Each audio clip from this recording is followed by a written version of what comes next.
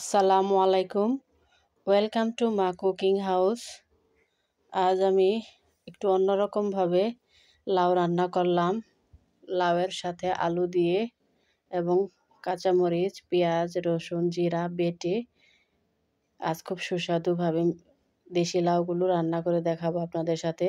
চুলায় একটি কড়াই বসিয়ে দিয়েছি। কড়াইয়ের মধ্যে থাকা পানিগুলো শুকিয়ে এলে দিয়ে দিয়েছি হাফ কাপ সয়াবিন তেল। আপনারা রান্নার জন্য যে তেলটা ব্যবহার করেন সেই তেলটাই দেবেন।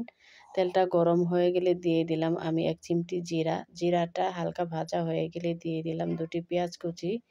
পেঁয়াজ কুচিতে সামান্য একটু লবণ দিয়ে দিলাম।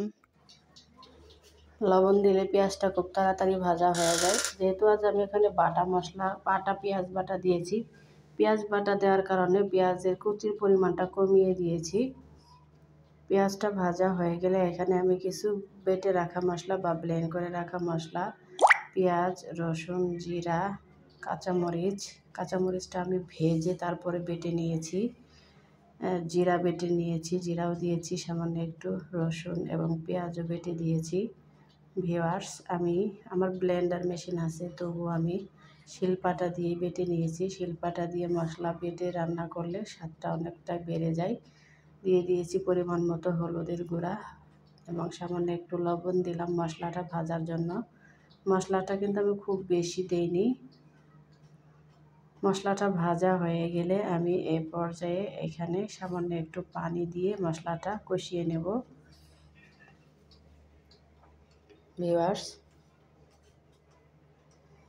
এই পর্যায়ে দিয়ে দেব আমি এখানে সামান্য একটু পানি। প্রায় 1 মিনিট সময় ধরে মশলাটাকে আমি ভেজে নিয়েছি। আমি পানি একটি পাতিলে গরম করে রেখেছি। গরম পানি দিলে রেসিপি বা তরকারির স্বাদটা অনেক বেশি পরিমাণে বেড়ে যায়। আপনারা চাইলে এখানে গরম পানি না দিয়ে ঠান্ডা পানিও অ্যাড করতে পারেন। ঢাকনা দিয়ে ঢেকে আমি কমপক্ষে 2 মিনিট মিডিয়াম টু লো আঁচে মশলাটাকে জাল করে নিলাম, কষিয়ে নিলাম। মশলাটা কষানো হয়ে গেলে এ পর্যায়ে দিয়ে দিচ্ছি দেশি লাউ এবং বড় সাইজের 2টো আলু। লাউ এবং আলু দুটো একসঙ্গে মিক্সড বা অ্যাডজাস্ট করে রান্না করলে রেসিপির স্বাদটা অনেক পরিমাণে বেড়ে যায়। সামান্য একটু গরম পানি দিয়ে দিলাম। বুঝতেই তো পারছেন ঢাকা শহরের লাউ সিদ্ধ হওয়া খুবই মুশকিল। যদিও লাউটা সাদা ছিল, তবুও আমি সামান্য একটু পানি দিয়ে দিলাম। তো ভিউয়ার্স, এবার আমি চামচ দিয়ে নাড়াচাড়া করে নিলাম। লাউ এবং আলুগুলো চামচ দিয়ে নেড়ে চেড়ে আমি ঢাকনা দিয়ে ঢেকে দেব। ভিউয়ার্স, ঢাকনা দিয়ে ঢেকে আমি কমপক্ষে 2 মিনিট আমি মিডিয়াম টু লো আঁচে সিদ্ধ করে নেব। 2 মিনিট পর আমি দেখে নেব যে কী অবস্থা আছে। তো লাউটা খুব ভালোভাবে সিদ্ধ হয়ে গেছে, তাই আমি আরও 5 মিনিট সিদ্ধ করে নিয়েছি। ভিউয়ার্স, দেখুন ফিরে এলাম আরও 5 মিনিট পর। 2 মিনিট 5 মিনিট টোটাল 7 মিনিট আমি জাল করে নিয়েছি। তো আমার রেসিপিটা প্রায় হয়ে এসেছে। এ পর্যায়ে আমি অফ ক্যামেরায় 4 টুকরো মাছ ভেজে নিয়েছি।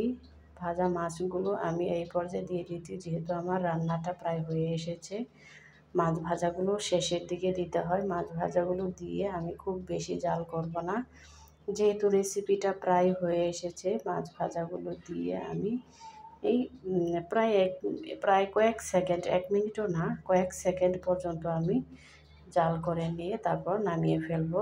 মাছ ভাজাটা আমি সামান্য একটু হলুদের গুঁড়া, মরিচের গুঁড়া, জিরা বাটা এবং সামান্য একটু রসুন বাটা দিয়ে ভেজে নিয়েছি। মাছ ভাজাতে জিরা বাটা, রসুন বাটা দিলে স্বাদটা অনেকটাই বেড়ে যায়। আজ এই পর্যন্তই। আল্লাহ হাফেজ।